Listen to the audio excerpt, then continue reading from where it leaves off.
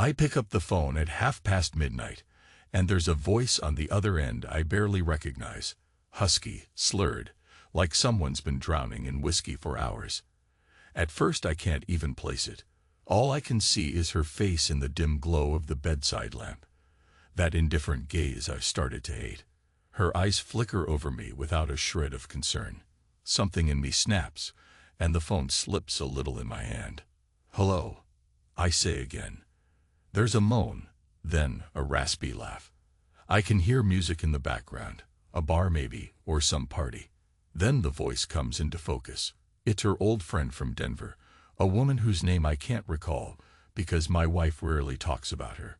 Yet here I am, holding the phone while this friend, clearly drunk, laughs and tries to put words together. "Is that you? You need to. You gotta pick up Courtney." She sputters. She's a mess. That's when Courtney's eyes sharpen, and I see that flicker of panic. She's not in bed with me, though. She's standing by the door with her shoes half on, coat draped over her arm, phone in her own hand. She must have left hers behind, and this friend was going through the contacts. It hits me that Courtney never said a word about going out tonight. She was in the living room earlier, then she just vanished. I barely manage a breath. "Where are you?" I say into the phone. I glance up at Courtney. She meets my gaze with that flat stare. My stomach knots because in that look, I see everything I've been trying not to see these past few weeks. There's exhaustion, yes, but also a kind of cold resolution, like I'm just an inconvenience in her story. I hear the woman's voice again. Corner of Maple and Fifth. That new place. Oh God, she just stumbled outside. She might get in a car. Look, I tried to stop her, but she's not listening. Courtney takes a step toward me. "Hang up," she says quietly, her voice clipped. "Give me my phone." This is none of your business. The words slice through me. None of my business. I catch a whiff of alcohol in the air, maybe from her clothes, or maybe from the phone's background. My heart starts to pound, but I just breathe in. I end the call. No goodbye. I set the phone on the nightstand. For a second, we both stand there, not saying anything, as if the emptiness in the room swallows us. Then she slides her feet fully into her shoes. "I don't need a lecture," she says. "I'm going back out. I forgot my bag here." That's it. I watch her, studying the tension in her shoulders. It's past midnight, but she's determined to leave.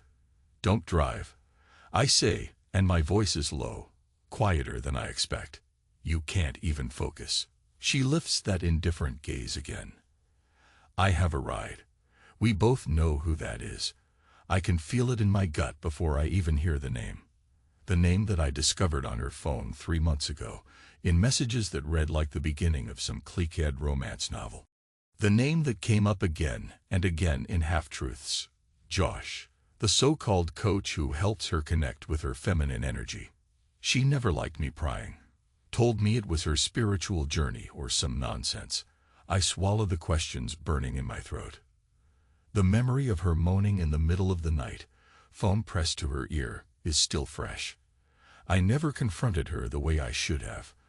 I never demanded she explain those hushed, intimate whispers. Instead, I tried to pretend I was a good man, giving her space, letting her grow. What a fool I've been. She looks at me with something close to contempt. "Don't wait up." And she's gone before I can even piece together a response. I should chase after her, drag her back by the arm, beg her to talk, anything. But a deeper voice inside me, the rational, colder part, knows that tonight is just another rung on the ladder of betrayal, one more step in a descent we've been making for months. I stand there a moment longer, the blood pounding in my ears. Eventually, I sit on the edge of the bed. My phone vibrates with a push notification. The smart locks recognized an unknown user. It's her leaving with no key. She never even took the one I gave her. She's used the guest code again. That's the second time in a week. A wave of anger floods me, and I clench my jaw so hard it hurts. It's almost 2 a.m. by the time I force myself to calm down. If I go after her now, It'll just be humiliating. I'm not in the mood for a bar fight or a messy argument on a sidewalk. Instead, I power up my laptop, open a blank document, and I start typing, venting all these pent-up thoughts. But words on a screen feel impotent. They can't describe the raw ache of realizing your wife prefers the touch of another man. I close my eyes. A memory hits me. 2 weeks ago, we were in bed, and she had her wireless headphones in. I was half asleep, but I heard her whisper. At first, I thought she was talking to me. Then I made out words that didn't make sense, words of comfort and sensual promises, spoken to someone else. My entire body went numb. I lay there, paralyzed by disbelief, not wanting to leap to conclusions. But a few nights later, I saw his name on her phone's call log, time-stamped at 2:05 a.m., the same time I'd heard her whispering. The same time my heart cracked, though I didn't admit it. That was the moment I suspected the worst. But suspicion is a slow poison. It seeps into your thoughts, makes you question your worth, your sanity. Then you start seeing the world differently. Every glance, every phone beep, every text she answers in another room. All of it becomes a dagger to your confidence. I snap the laptop shut and breathe out. My chest feels tight. I walk to the bathroom, flick on the light. In the mirror, a tired man stares back. Short, dark hair, faint lines at the corners of his eyes from years of squinting at spreadsheets, a jaw set with tension that never used to be there. I look older than 38. Maybe that's what betrayal does. It carves away your youth, leaves you brittle inside.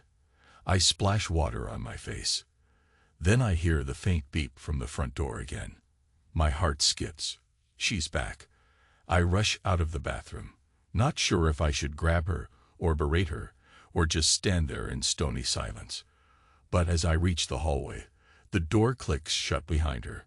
She's carrying her shoes in one hand, her coat in the other. She looks up and sees me. Her eyes look glassy, as if she's sobered up just enough to be defensive. "Where were you?" I ask. It comes out harsh, sharper than intended. She drops her shoes on the mat. "Does it matter? I'm your husband." The words sting on my tongue. They feel stale, almost meaningless now. She sets her coat over a chair and shrugs. I notice a light bruise on her wrist, or maybe it's just a smear of something. Lipstick. I can't tell. My mind goes to terrible places. His hands on her, gripping her, leaving marks. I feel my blood surge again. "Courtney," I say more calmly, "look at me." She does. Her gaze is still indifferent, but there's a flicker of something like guilt in her eyes. Or maybe that's wishful thinking on my part. "What do you want me to say?" She whispers. "That I'm sorry? That tonight was a mistake." Her voice is so hollow it makes my stomach lurch. This is the moment I realize how far gone we are. She's not going to deny it. She's not going to scramble for excuses. That indifference is real. Part of me wants to roar at her, to break a lamp or punch a wall. Instead, I step forward, keep my voice steady. "I want the truth." She snorts a half-laugh. "Oh, now you want to ask me for the truth. Where was this urgency when I was begging you to show some emotion months ago?" It blindsides me. The jab, the attempt to push blame in my direction. She's done it before, but never this blatantly. My voice trembles with a fury I can't disguise. "That's not an answer. Just tell me, are you sleeping with him?" She hesitates for the briefest second. Then her gaze shifts away, and she folds her arms over her chest. "Go to bed," she says quietly. "I'm too tired for this." I let out a breath. "Fine. Then we'll talk tomorrow." She slips past me, heading to the bedroom. I turn off the living room lights and follow a moment later. When I enter the bedroom, she's already under the covers, back turned to me. I stand there, staring at the shape of her body in the dim light. I want to grab her shoulder, roll her toward me, force a conversation. But I can't. The weight of betrayal is too strong. I end up sleeping on the couch, or at least pretending to. The night passes in fits. Each time I drift off, I dream of her whispering into that phone, Josh's name on her lips, the soft hush of fabric moving against skin. My own breathing turns shallow as the images reel through my head. I'd kill to make them stop. By morning, she's gone again.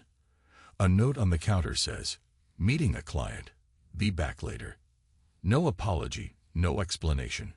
I crumble the note in my hand and toss it aside. I go to work, half-dazed. My day is a fog of financial reports and phone calls I barely register. At lunch, I stare at my sandwich, thinking about the last time she and I had a real conversation. Not about bills or errands or social obligations, but about us. My appetite vanishes.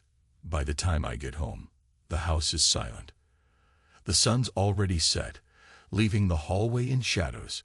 My phone pings with a new message from the smart lock system, letting me know an unauthorized entry attempt happened at 2:06 p.m. The entire day she's come and gone without using her key, as if she no longer respects the boundary of this home.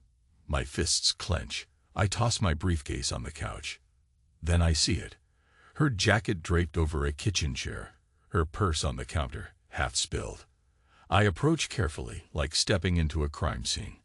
My eyes catch a small receipt sticking out. It's from a hotel lounge. The time stamp is 1:45 p.m. She must have been there just before the lock alert. My heart hammers. My mind conjures the image. Her with him in a hotel bar, or maybe upstairs in a room. The day shrinks around me like a trap. Suddenly, footsteps behind me. I whirl around. She's in the doorway, phone in her hand. An expression that flickers from surprise to annoyance to defiance in 1 second flat. "You're home early," she says. I hold up the receipt. "What's this?" She glances at it. "Lunch." "With who?" She narrows her eyes. "Does it matter?" "Courtney." I say, every syllable trembling with pent-up rage. "Stop dodging. I want the truth." I hear my own voice, the same demand I made last night, and I realize how empty it sounds. She lifts her chin. "Josh, yes. We had lunch. Or do you want every detail?" Her tone is mocking, bitter. Heat flares in my chest. I slam my hand on the counter, startling us both. "Why?" I rasp. "Why are you doing this?" "Because you haven't paid attention to me in years." She raises her voice. "I tried to talk to you about my frustrations, my needs, but you were too busy with your spreadsheets, your job, your sense of duty. And then you wonder why I turn to someone else for emotional connection." The way she says emotional connection leaves a sour taste in my mouth. I suspect it's a lot more physical than emotional. My skin crawls with a mixture of shame and anger. "We have a child together," I say, my voice breaking on the last word. She looks away. An uneasy silence passes between us. Then, so quietly I almost miss it, she murmurs, "Do we?" And that's when the floor drops out from under me. I stare at her, and she closes her eyes as if bracing for a blow. For a moment, my mind struggles to process her meaning. "Do we?" Those words. A cold sweat breaks out on my forehead. "You're not saying." My voice cracks. She swallows hard, eyes fixed on the wall behind me. "I was going to tell you eventually. I swear. I didn't know how. You always saw him as your son. I didn't want to hurt you." My heart hammers. So many memories. His birth, the first time he smiled at me. The nights I cradled him when he cried. All those fatherly moments surge inside my head, threatening to tear my sanity apart. Instead, I feel an eerie calm overtaking me, like the quiet eye of a hurricane. I grit my teeth until my jaw hurts. "That's why he never looked like me," I say, half to myself. "I always thought." She presses her lips together, trembling. "I'm sorry. Truly." Anger wells in me, strangling my voice. "Then you should have told me years ago." She can't meet my eyes. I can't bear to look at her. I push past her, heading to the bedroom. My mind is a swirling chaos. I sit on the edge of the bed, staring at the wall. My phone is in my hand before I even realize it. I open a search engine, type DNA paternity test, and my vision blurs with tears. Within 2 days, I have an appointment. She doesn't argue. In fact, she barely speaks to me during that time. I go through the motions like a robot, ignoring the raw hole in my chest. That hole only deepens when the results come back. As soon as I see them, I know my suspicions were correct. He's not my biological son. I stumble into the bathroom, hands shaking. My reflection stares back, haunted, older, emptier. I splash water on my face until my cheeks feel numb. Then I walk out and find her waiting in the hallway, eyes red from crying. She opens her mouth to speak, but no words come. I push past her and say nothing. I open my laptop instead, letting the bright screen sting my eyes. My thoughts race. She lied to me. She used me. The man she's been seeing might be the father, or maybe some other ghost from her past. It doesn't matter anymore. The betrayal is complete. I press my fingers to the keyboard, searching for the website where I can file an online petition for divorce. My anger, my heartbreak, they all crystallize into one cold determination. I take the first steps. I draft a petition to freeze our joint accounts. My adrenaline spikes. I've worked too hard in my life to watch it all vanish in her manipulations. Then I file a request to divide property preemptively. She won't keep the house, not after all of this. And finally, I initiate a separate lawsuit claiming emotional distress, moral damage. I know the system is complicated, but I have resources, my background in finance and a few contacts in legal who can guide me. My finger hovers over the mouse, heart pounding. I click. The flurry of confirmations and follow-up emails is immediate. It feels surreal, but also I feel a savage kind of relief, like I've wrested control back from the chaos. Moments later, she appears in the doorway, voice quavering. What are you doing? I don't even look up from the screen. Protecting what's mine. She steps closer, sees the flurry of digital forms open on my laptop, her eyes widening in horror. You can't do this.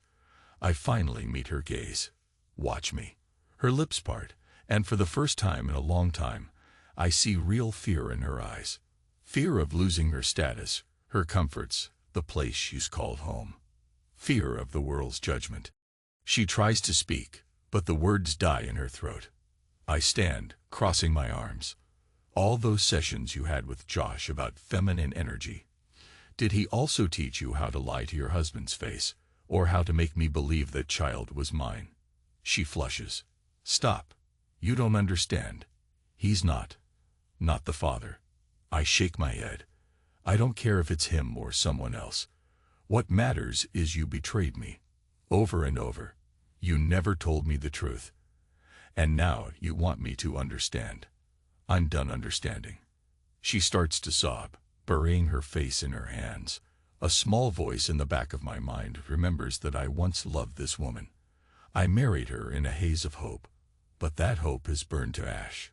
I walk past her, out of the room, each step feeling heavier. When I reach the living room, I sit on the couch. I can hear her weeping softly in the hallway. I close my eyes, forcing myself not to care. The days that follow feel like a slow-motion nightmare. She hires an attorney, some polished type who calls me at odd hours and tries to talk me down from extreme measures. He claims I'm overreacting, crossing lines by freezing accounts and filing for emotional damages. I tell him, I'm just protecting what's mine, and hang up. Courtney tries to speak to me a few times, but I shut her down with silence or short, curt replies. My heart is locked behind a wall of ice. If I let that wall crack, I'll be consumed by the heartbreak. Eventually, she corners me in the kitchen one morning. She looks gaunt, as if she hasn't slept in days. I'm drinking coffee, ignoring her presence, when she says in a trembling voice, I never wanted it to go this far. Everything got out of control. Please, can we talk? I set my mug down, not meeting her eyes. Then talk, but don't expect forgiveness. She wrings her hands. I notice she's not wearing her wedding ring. The sight triggers a pang of bitter amusement in me. I thought I could handle it, she begins, voice shaking. I was lonely. You were always at work. Josh listened to me, made me feel special. But it wasn't supposed to become this. And about the child. I was ashamed.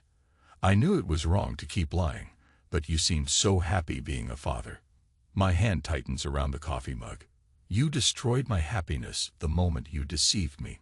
You realize that. She bows her head, tears rolling down her cheeks. I do now. But can't wait. I cut her off. No. I'm done. I gave you a chance to speak, and you said your piece. Now we end this. Her eyes snap up, frantic. You're not even going to try therapy, or separation. Do you really want to take our entire life? My job, my reputation, everything. And burn it to the ground. I tilt my head, a harsh laugh escaping me. You can keep talking to your clients, or your lover, or whoever else. But this house, the accounts, our circle of friends who once admired you as a coach, they're gone. I've already told everyone the truth, or enough of it. She looked stricken, almost physically pained. What did you do? Made it clear to your sponsors and your business partners that your certifications might not be valid, that you're under a lawsuit for emotional damages, that you're a liar who cheats on her husband. My chest feels tight, but I keep my tone steady. I didn't do it out of spite, but out of self-preservation.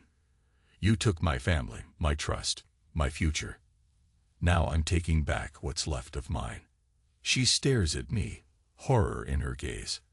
I see that she's trembling. Before I can say more, she turns and runs upstairs, slamming the bedroom door shut.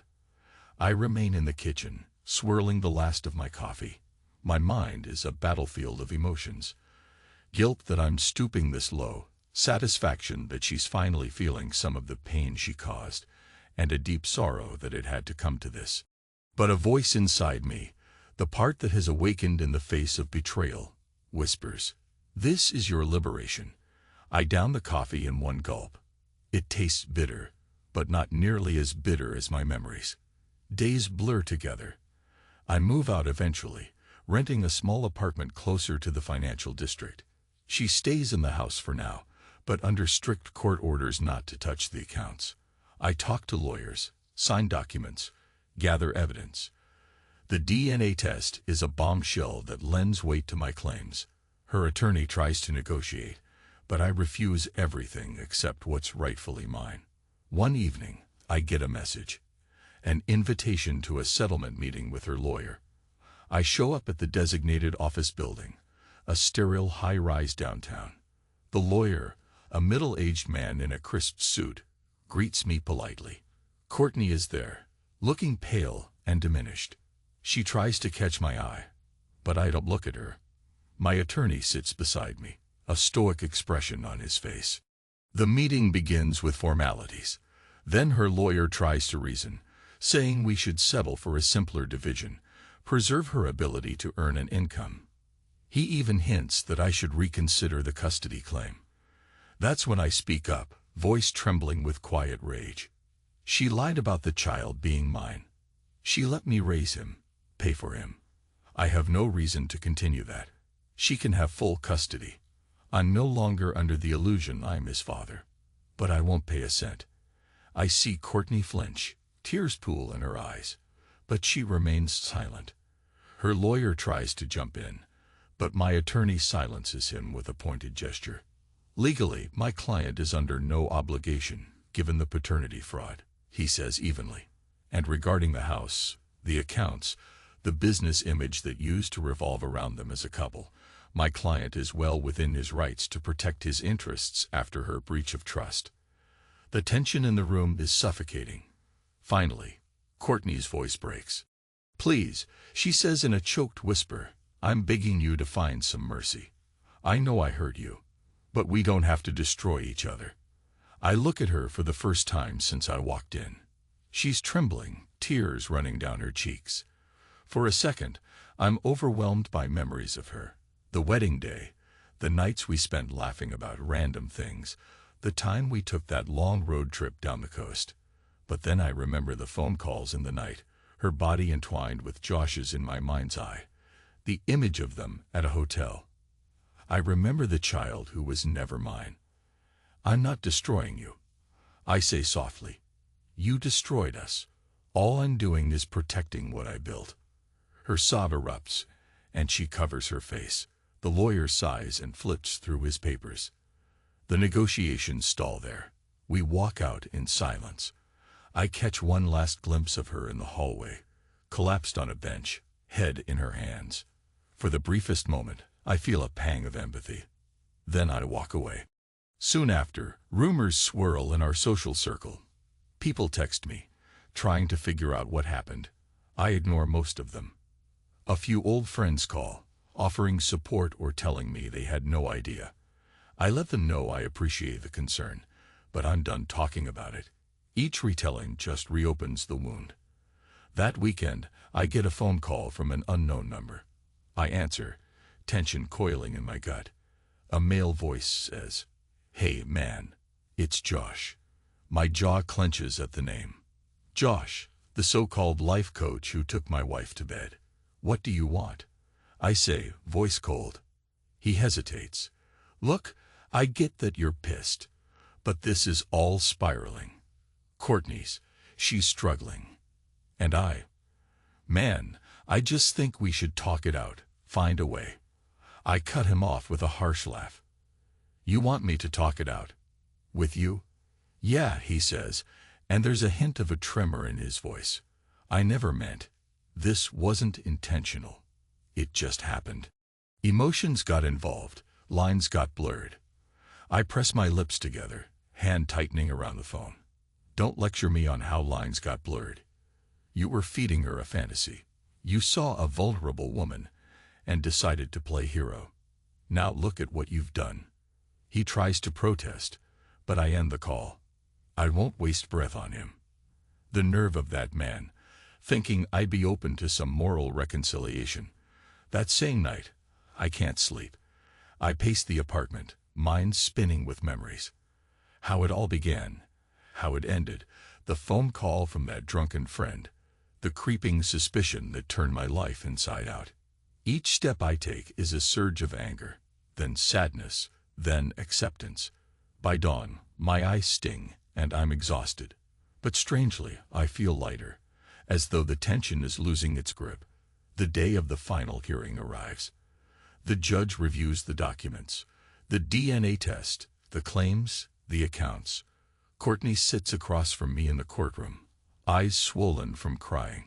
She tries once more to speak in her own defense, explaining how she never wanted any of this, how the affair was a mistake, how the child fiasco was a product of fear and confusion. The judge listens, impassive. I keep my head high, not letting my gaze wander to her. When the ruling comes, it's firm. The assets are to be divided as per the prenup, which heavily favors me since we had a specific clause about infidelity. The court acknowledges that the child is not mine, relieving me of financial obligations. The moral damages suit is less clear-cut, but the judge indicates a strong lean in my favor. There's a hush in the room when the gavel bangs. Courtney's face is pale, lips parted. She looks at me like she doesn't recognize me anymore. Maybe she doesn't. Maybe I'm not the man she married. But then again, she's not the woman I married either. Afterwards, I step outside into the crisp air, the sun breaking through clouds. I feel the warmth on my face. A wave of something akin to freedom rushes through my chest. I exhale, and a shaky, near-hysterical laugh escapes me. It's over. This nightmare is over. I see Courtney walking out, a friend's arm around her shoulder. She glances at me, tears in her eyes, and I feel a pang. Part of me wants to say something, anything, to ease the final blow. But then I remember her whispering into the phone, the half-lies, the hotel receipt, the baby that wasn't mine. So I look away. She passes by, her sobs echoing softly. That evening, I gather the last of my things from the house. She's already moved out, or perhaps she's staying elsewhere temporarily. The place is eerily quiet. In our bedroom, I pause at the closet, noticing a few old photos stuffed in a shoebox. Pictures of us in happier times, our wedding day, a trip to the coast, random snapshots of us laughing at a barbecue. I close the box with a heavy sigh. It's all behind me now. Before I leave, I walk through the living room, the hallway, the kitchen. I remember the countless dinners we shared here, the laughter we once had. Then I recall the nights I heard her on the phone with him, the stolen kisses I suspected, the heartbreak. My throat tightens. I force myself to step out onto the porch, lock the door behind me. The notification pings on my phone. Smart lock engage. For once, it doesn't give me that hollow ache. I drive back to my apartment, the city lights streaking past. My mind wanders to what lies ahead. The final settlement is done. The accounts are safe. I have the property, the possessions I care about. She's left with fragments. Once upon a time, I wouldn't have dreamt of being so ruthless, but betrayal changes a man, or perhaps it reveals the man he's always been underneath. In the weeks that follow, I hear she's tried to rebuild her coaching business, but her reputation is tarnished. People talk. She lost many clients who saw her meltdown, her credibility battered by the personal drama that spilled into public view. Josh has apparently distanced himself from her, or so I hear through the grapevine. Maybe he realized the cost of this little romance was too high, or maybe their spark fizzled once it wasn't forbidden anymore. I stopped caring. She's not my concern. The hush of my new apartment at night sometimes feels oppressive, but also clean, untainted by memories. I lie in bed, eyes on the ceiling, letting the quiet envelop me. I think about the child I once believed was mine. I allow myself to cry for that loss, for the fatherhood I tasted, only to have it ripped away. The tears come in short bursts, like flash floods. Then the calm returns, and with it, a sense of acceptance. That child deserved a father who was truly his own. I pray he finds that stability somewhere else, with a man who will care for him. It won't be me, and I'm finally making peace with that. Late one night, I get a phone notification. The final paperwork from the court is processed. The divorce is official. I sigh in relief. I realize I'm free. The memory of her outraged voice, or her tears, no longer crushes me the way it did. The betrayal still happened, but I'm not bound to it anymore. If anything, I feel a spark of something new, hope, perhaps, or at least a sense that I can live again without the weight of her lies. I close my eyes, and I see her face in my mind.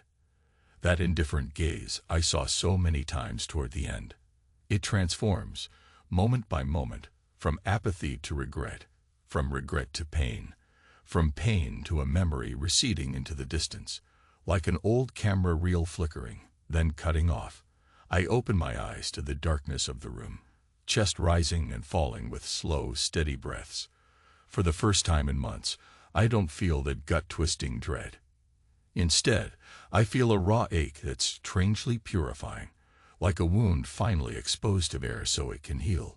I think of my final words to her, how I never gave her a full chance to apologize or redeem herself. A part of me wonders if I should have offered some form of closure, but the larger part says that life doesn't always grant neat endings or parted ways on gentle terms. Sometimes you have to seize your own closure, even if it leaves the other person screaming into the void. Morning comes, and I rise early, slipping into running shoes for the first time in a while. I head outside. The city air is cool on my face. I jog along the waterfront, pushing my body to its limits, sweat prickling my forehead. My heart thumps, lungs burn, but I keep going, because with each footstep I feel that smoldering bitterness burn away. By the time I circle back, the sun is up, painting the water gold.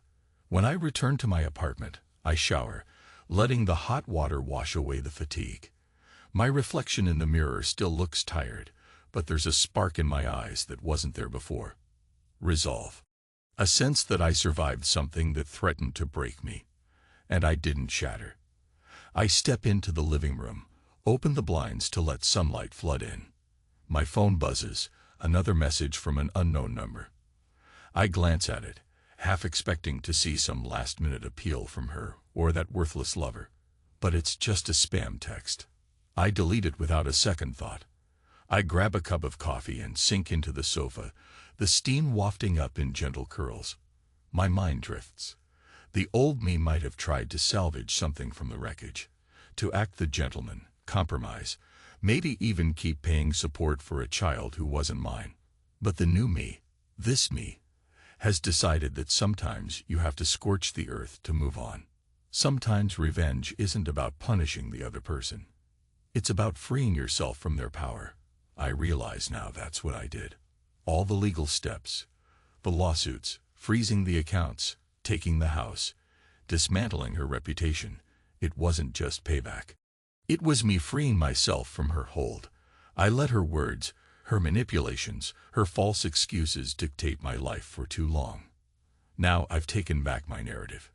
She can scream into emptiness if she wants, but I won't be there to hear it. The phone vibrates again. Another spam. No, this time it's a friend from my old neighborhood. He wants to grab a beer, catch up. I haven't seen him in months, maybe longer. I text him back. Sure, let's do it.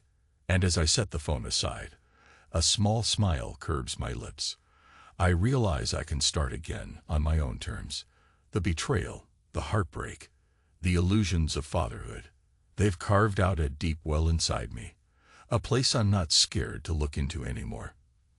Because I see myself at the bottom of that well, battered but alive, with a renewed sense of who I am. I step onto the balcony, letting the breeze ruffle my hair, inhaling the cool morning air. I think back to that night months ago, when she came home at 2:06 a.m. and lied about a work call. I recall the day I discovered our child wasn't truly my blood. And then, the unstoppable wave of fury that led me to claim everything back. A faint hush of traffic drifts up from the street below. My heart feels steady. Mornings like this once felt so routine, but now they hold a clarity I never noticed. I close my eyes and breathe out, letting the tension seep away. The path that brought me here was brutal, painful beyond words, but I've arrived. My story isn't about her betrayal anymore. It's about my liberation. And with that realization, I open my eyes to the day, eager to face whatever comes next. Because I am free. And no matter how raw the scars, they remind me I survived. The man I was may have cracked under the weight of her lies, but the man I've become stands here, newly forged. That's enough. No more whispers in the dark. No more illusions, just life. Mine. And the silence I choose to keep, because my words have already done enough. Now, I let the world settle into place. For the first time in a long time, I feel like I'm not battling the shadow of her betrayal. I'm walking forward, step by step, and leaving it behind. She can keep her regrets. I have my peace.